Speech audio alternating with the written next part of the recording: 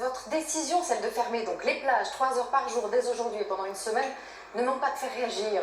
Le risque, disent certains, c'est que les gens se ruent à la plage tous en même temps aux heures d'ouverture et que ce soit finalement contre-productif. Qu'est-ce que vous leur répondez? Non, je pense qu'il reste... c'est faux de dire d'ailleurs que les plages sont fermées. Il y a 3 km de plage urbaine, là où le sable est étroit, là où la plage se rétrécit beaucoup, et là où il n'est pas raisonnable de laisser les serviettes s'empiler et les plagistes s'agglutiner. Mais il y a 9 km de plages qui restent ouvertes. Ce sont des plages naturelles, des plages surveillées, qui sont très agréables aussi. Et donc on peut venir à la plage en première semaine d'août au Sable d'Olonne sans difficulté. Alors aujourd'hui, par exemple, les plages, enfin celles dont on parle, sont fermées de 15 heures à 18 heures, donc pas de plage cet après-midi, dans beaucoup d'endroits, au Sable d'Olonne en tout cas. Pas de plage sur 3 km, la partie où la mer monte le plus et où la plage est la plus rétrécie.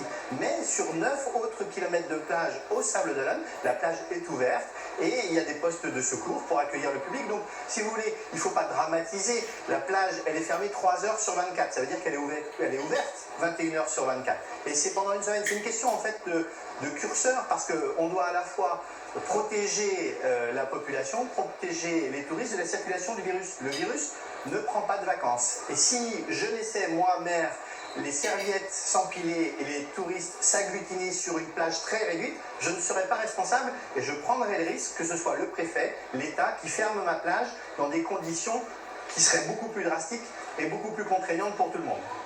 Depuis hier, un peu partout en France, les préfets peuvent imposer le port du masque dans les rues les plus fréquentées des villes. Prévoyez-vous de prendre cette mesure au Sable d'Olonne?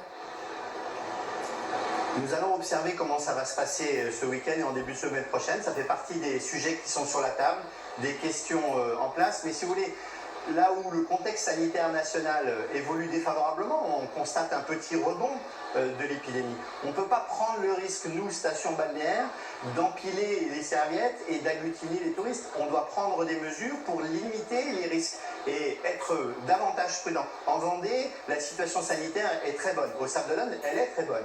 Mais pour l'instant, notre enjeu à nous, c'est qu'elle reste très bonne parce que la saison ne fait que commencer. On a eu 1 mois de saison, mais au Sable d'Olonne, en 2020, la saison, elle dure 4 mois.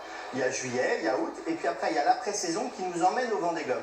Et si on avait un cluster, aujourd'hui, il n'y a pas de cluster en Vendée, il n'y en a pas au Sable d'Olonne. Mais si on avait un cluster en Vendée ou au Sable d'Olonne, on prendrait le risque de complètement dévitaliser le reste de la saison, le mois d'août, l'après-saison et le Vendée Globe. C'est un risque qu'il ne faut pas courir. Il faut redoubler de vigilance, de prudence pour profiter des joies de la plage au Sable d'Olonne. Je rappelle qu'il y a 9 km de plage qui restent ouvertes en permanence.